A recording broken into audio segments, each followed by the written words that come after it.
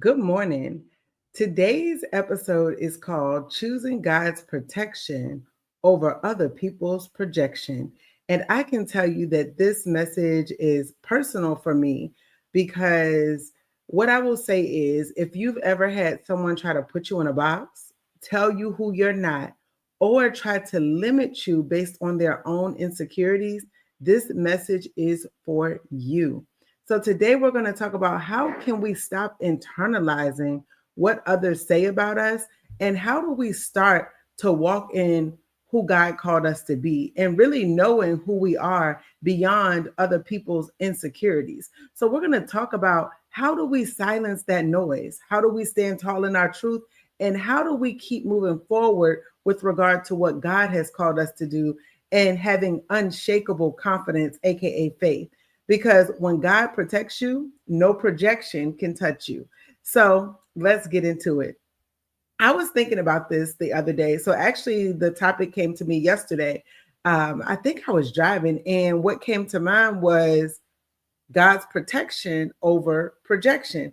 And then I started to see some different things on social media, and it really made me think about how often people project their own insecurities and things of that nature onto other people because of their own life and lived experiences. And that's not necessarily a bad thing to share your lived experiences, but when we start to project those things onto other people, that's when it can become problematic, or when other people project those things onto us.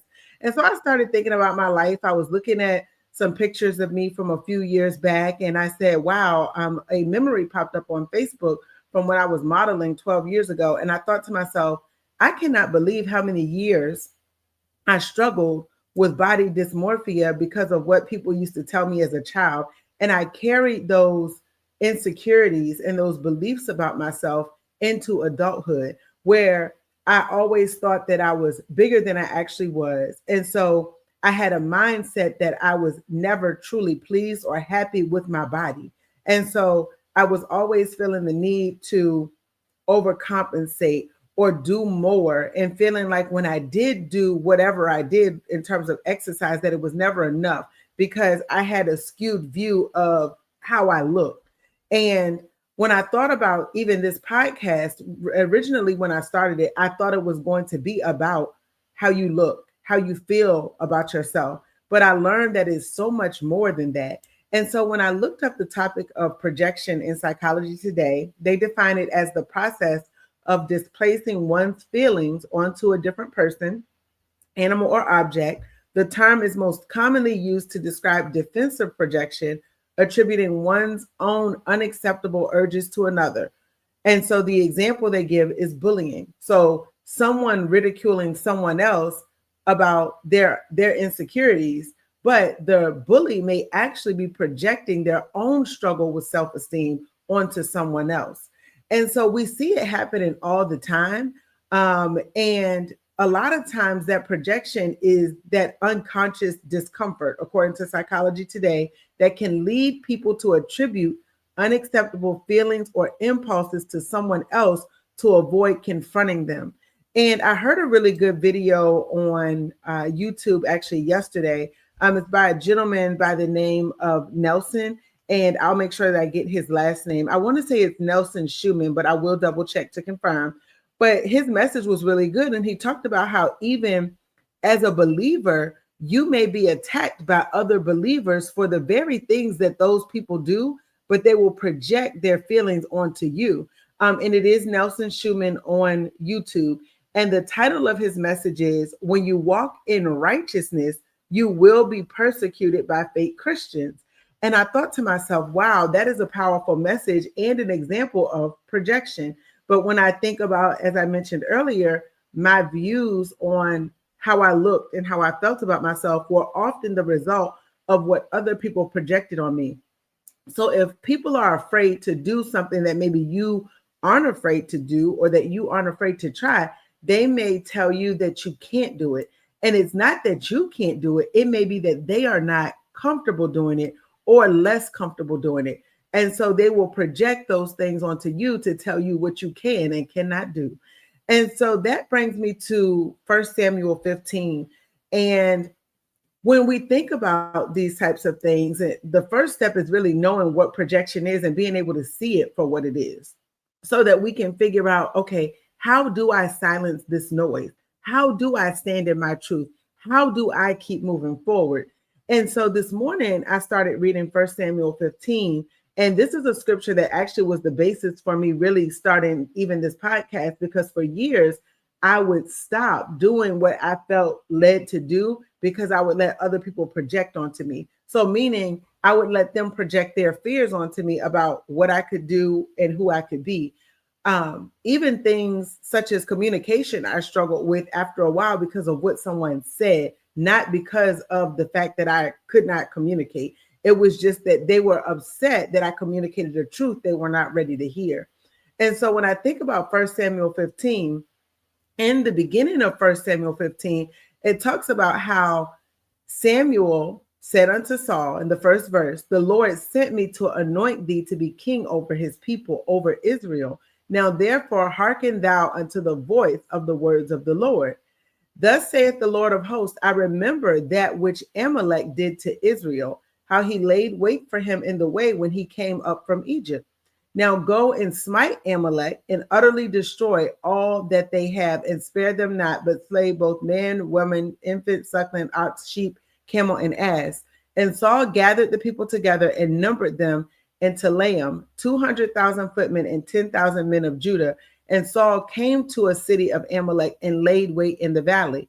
And Saul said unto the Canaanites, go, depart, get you down from among the Amalekites, lest I destroy you with them. For ye shewed kindness to all of the children of Israel when they came up out of Egypt. So the Kenites departed from among the Amalekites. Saul smote the Amalekites from Havilah until thou comest to Shur, that is over against Egypt. And he took Agag, the king of the Amalekites, alive, and utterly destroyed all the people with the edge of the sword. But Saul and the people spared Agag and the best of the sheep and of the oxen and of the fatlings and the lambs and all that was good, and would not utterly destroy them, but everything that was vile and refused, that they utterly destroyed. Then came the word of the Lord unto Samuel, saying, it repenteth me that I have set up Saul to be king, for he is turned back from following me, and hath not performed my commandments. And it grieved Samuel, and he cried unto the Lord all night. And when Samuel rose early to meet Saul in the morning, it was told Samuel, saying, Saul came to Carmel, and behold, he set him up a place, and has gone about and passed on and gone down to Gilgal. And Samuel said to Saul, and Saul said unto him, blessed be thou of the Lord, I have performed the commandment of the Lord. So Saul was named king. Saul was given a commandment. Saul did not completely complete that commandment. And so in verse 14, it says, and Samuel said, what meaneth then this bleating of the sheep in mine ears, and the lowing of the oxen which I hear? And Saul said, they have brought them from the Amalekites, for the people spared the best of the sheep and of the oxen to sacrifice unto the Lord thy God, and the rest we have utterly destroyed. Then Samuel said unto Saul, stay, and I will tell thee what the Lord hath said to me in this night. And he said to him, say on. And Samuel said, when thou wast little in thine own sight, wast thou not made the head of the tribes of Israel, and the Lord anointed thee king over Israel? And the Lord sent thee on a journey and said, go and utterly destroy the sinners, the Amalekites, and fight against them until they be consumed. Wherefore then didst thou not obey the voice of the Lord, but didst fly upon the spoil, and did evil in the sight of the Lord? And Saul said unto Samuel, yea, I have obeyed the voice of the Lord, and have gone to the way which the Lord sent me, and have brought Agag, the king of Amalek, and have utterly destroyed the Amalekites. But the people took of the spoil, sheep and oxen, the chief of the things which should have been utterly destroyed, to sacrifice unto the Lord thy God in Gilgal. And Samuel said, hath the Lord as great delight in burnt offerings and sacrifices as in obeying the voice of the Lord? Behold, to obey is better than sacrifice, and to hearken than the fat of rams. For rebellion is as the sin of witchcraft, and stubbornness is as iniquity and idolatry. Because thou hast rejected the word of the Lord, he hath also rejected thee from being king. And the reason that I read this is because verse 23, and actually verse 22 through 24, where it talks about Saul disobeying God. But what really got me is verse 24 that says, "And Saul said unto Samuel, I have sinned, for I have transgressed the commandment of the Lord in thy words, because I feared the people and obeyed their voice." So Saul had a call. Saul disregarded the commandment. Then Saul did not necessarily want to own up to the fact that he did not do what God called him to. And then he was reminded that that is also rebellion. Partial disobedience is considered disobedience to whatever God may have called us to do. And then it says that Saul admitted he sinned, for he transgressed the commandment of the Lord in thy words, because he feared the people and obeyed their voice. How many of us have probably been in a situation where we have obeyed the voice of someone else? God may have given us a vision, a dream, whatever it may be. And because we listen to other people, we delay it, or we don't do what we feel called to do. And the reason that we are all called to do something different is because the word reminds us that we are all branches on God's tree, essentially. And so it tells us that we should do what we need to do according to the word, because God can actually utilize that to bring people into the kingdom. And so, and this is in John 15. So in John 15, it talks about the vine and the branches. And literally starting in verse 1, it says, "I am the true vine, and my Father is the gardener. He cuts off every branch in me that bears no fruit, while every branch that does bear fruit, he prunes so that it will be even more fruitful." And so when we think about that, I'm like, okay, this is good. And so you keep reading in verse 3, "You are already clean because of the word I have spoken to you. Remain in me as I also remain in you. No branch can bear fruit by itself. It must remain in the vine. Neither can you bear fruit unless you remain in me." So we need to remain in God the Father as the gardener to bear fruit. So then it keeps going in verse 5, "I am the vine, you are the branches. If you remain in me and I in you, you will bear much fruit. Apart from me, you can do nothing. If you do not remain in me, you are like a branch that is thrown away and withers. Such branches are picked up and thrown into the fire and burned. If you remain in me and my words remain in you, ask whatever you wish and it will be done for you. This is to my Father's glory, that you bear much fruit, showing yourselves to be my disciples." So, and we're called to be disciples. We're called to bring other people into believing in God and knowing who God is.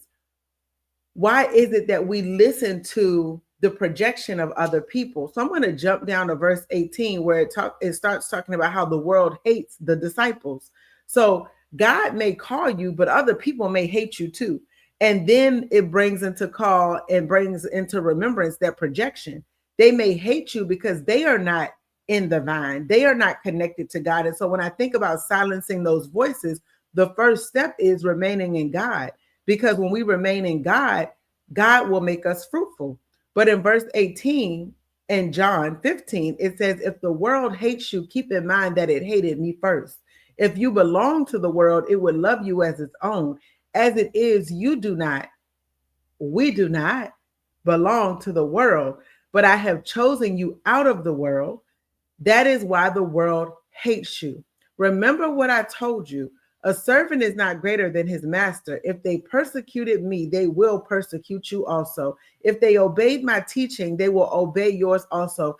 They will treat you this way because of my name, for they do not know the one who sent me. If I had not come and spoken to them, they would not be guilty of sin, but now they have no excuse for their sin. Whoever hates me hates my Father as well. If I had not done among them the works no one else did, they would not be guilty of sin. As it is, they have seen, and yet they have hated both me and my Father.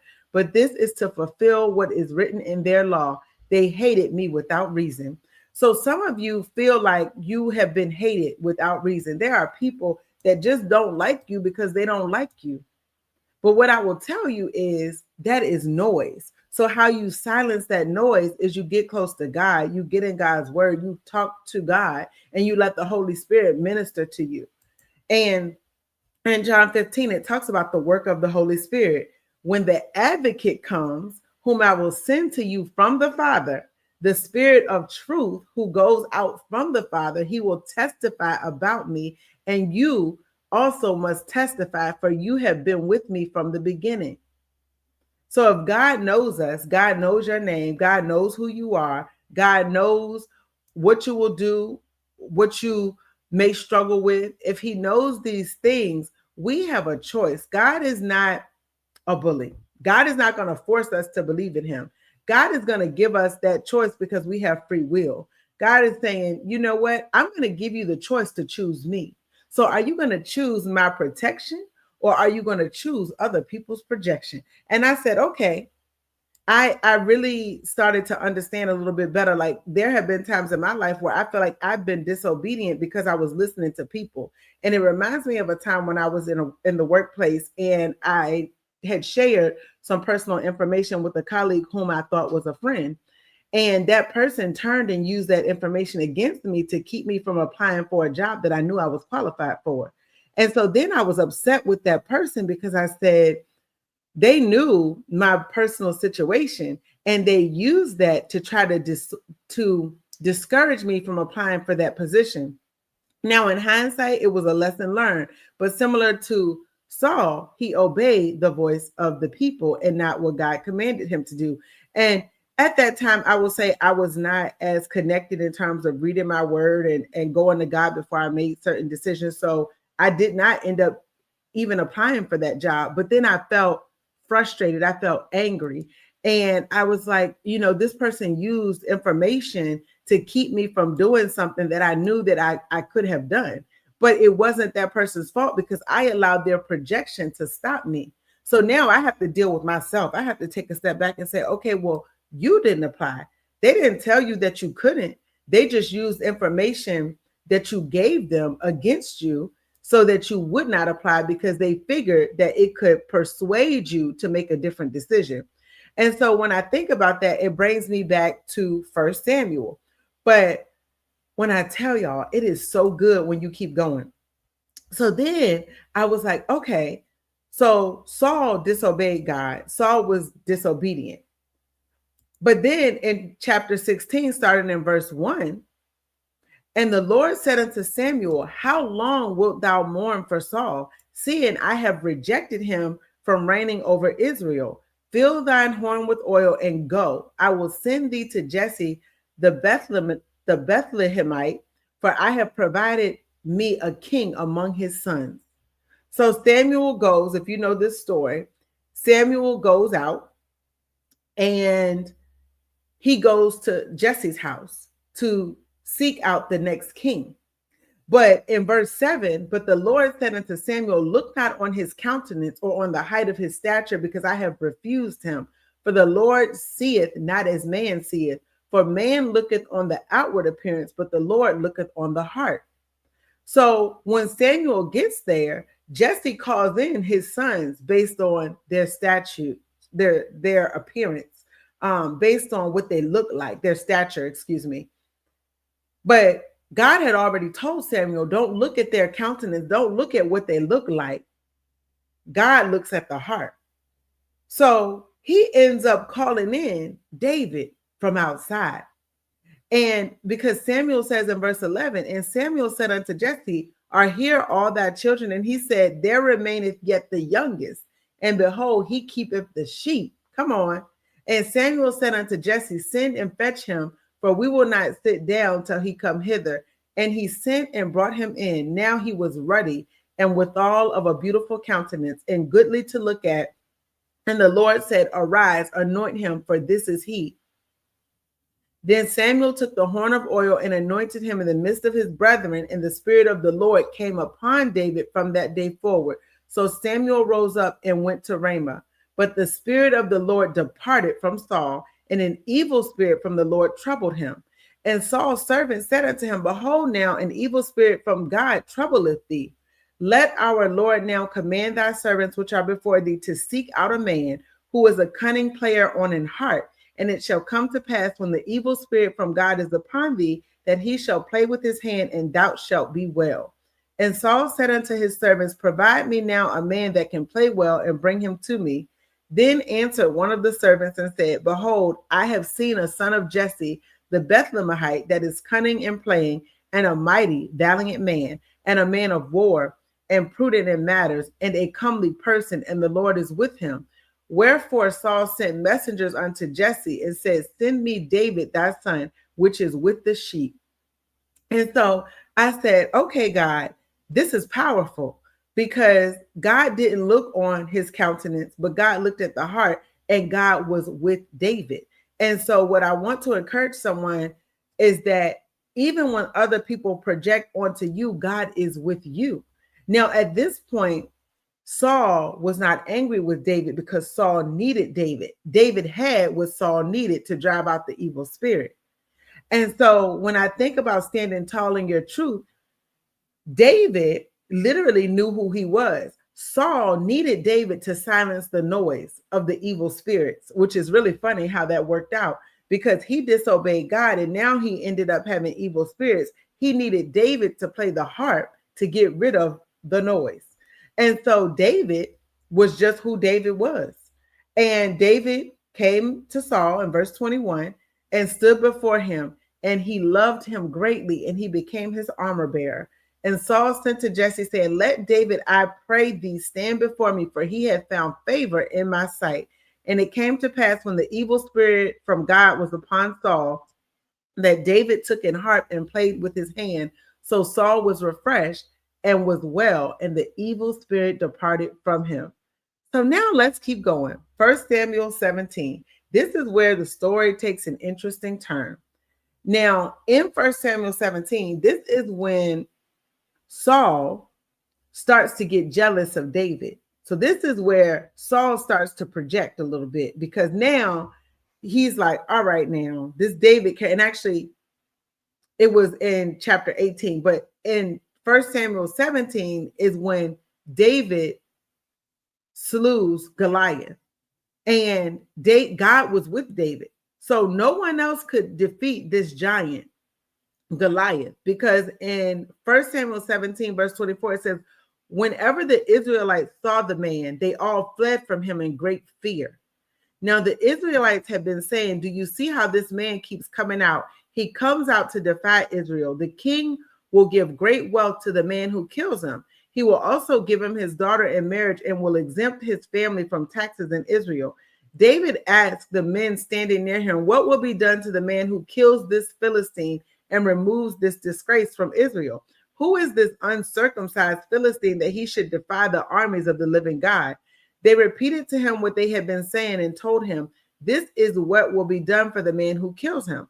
When Eliab, David's oldest brother, heard him speaking with the man, he burned with anger at him and asked, why have you come down here? And with whom did you leave those few sheep in the wilderness? I know how conceited you are and how wicked your heart is. You came down only to watch the battle.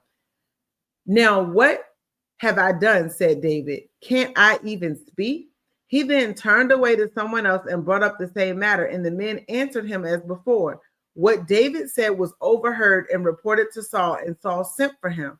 David said to Saul, let no one lose heart on account of this Philistine. Your servant will go and fight him.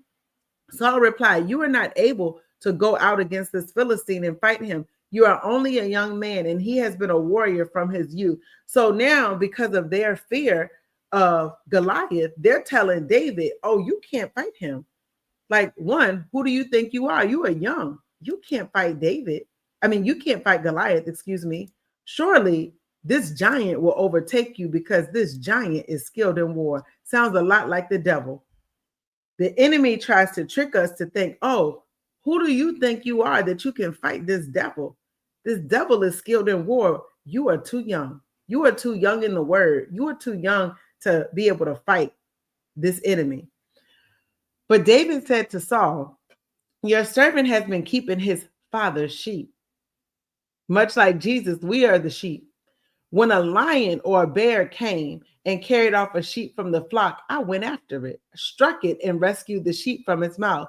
When it turned on me, I seized it by its hair, struck it, and killed it. Your servant has killed both the lion and the bear. This uncircumcised Philistine will be like one of them because he has defied the armies of the living God. The Lord who rescued me from the paw of the lion and the paw of the bear will rescue me from the hand of this Philistine. Saul said to David, go and the Lord be with you. Then Saul dressed David in his own tunic. He put a coat of armor on him and a bronze helmet on his head. David fastened on his sword over the tunic and tried walking around because he was not used to them. I cannot go in these, he said to Saul, because I am not used to them. So he took them off. Then he took his staff in his hand and chose 5 smooth stones from the stream and put them in the pouch in his shepherd's bag with his sling in his hand, approached the Philistine. Meanwhile, the Philistine with his shield bearer in front of him kept coming closer to David. He looked David over and saw that he was little more than a boy, glowing with health and handsome, and he despised him. He said to David, am I a dog that you come at me with sticks? And the Philistine cursed David by his gods. Come here, he said, and I'll give your flesh to the birds and the wild animals.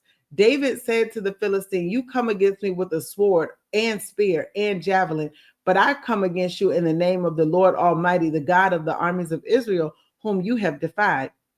This day the Lord will deliver you into my hands, and I'll strike you down and cut off your head. This very day I will give the carcasses of the Philistine army to the birds and the wild animals, and the whole world will know that there is a God in Israel. All those gathered here will know that it is not by sword or spear that the Lord saves, for the battle is the Lord's, and he will give all of you into our hands. As the Philistine moved closer to attack him, David ran quickly toward the battle line to meet him. David was not afraid. Reaching into his bag and taking out a stone, he slung it and struck the Philistine on the forehead. The stone sank into his forehead, and he fell face down on the ground. So David triumphed over the Philistine with a sling and a stone. Without a sword in his hand, he struck down the Philistine and killed him. So literally, David stood tall in his truth. He said, if God protected me from these lions and bears when I was protecting my sheep, I know he is still with me. I don't need your armor. What I need is the Lord.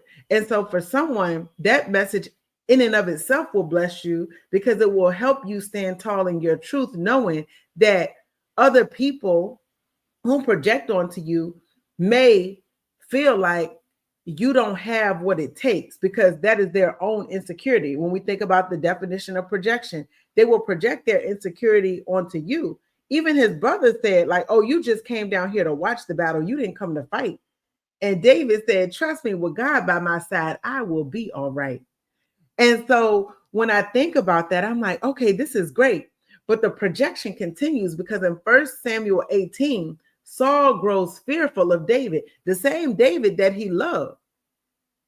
So in verse 1, it says, after David had finished talking with Saul, Jonathan became one in spirit with David. Now, Jonathan was Saul's son, and he loved him as himself. From that day, Saul kept David with him and did not let him return home to his family. So this is after he defeated Goliath. Jonathan made a covenant with David because he loved him as himself. Jonathan took off the robe he was wearing and gave it to David, along with his tunic and even his sword, his bow, and his belt. Verse 5, whatever mission Saul sent him on, David was so successful that Saul gave him a high rank in the army. This pleased all the troops and Saul's officers as well. When the men were returning home after David had killed the Philistine, the women came out from all the towns of Israel to meet King Saul with singing and dancing, with joyful songs, and with timbrels and lyres. As they danced, they sang, Saul has slain his thousands, and David his tens of thousands. Saul was very angry. This refrain displeased him greatly. They have credited David with tens of thousands, he thought, but me with only thousands. What more can he get but the kingdom? And from that time on, Saul kept a close eye on David. The next day, an evil spirit from God came forcefully on Saul. He was prophesying in his house while David was playing the lyre. So David was still playing his harp, as he usually did. Saul had a spear in his hand, and he hurled it, saying to himself, I'll pin David to the wall. But David eluded him twice. Saul was afraid of David because the Lord was with David, but had departed from Saul.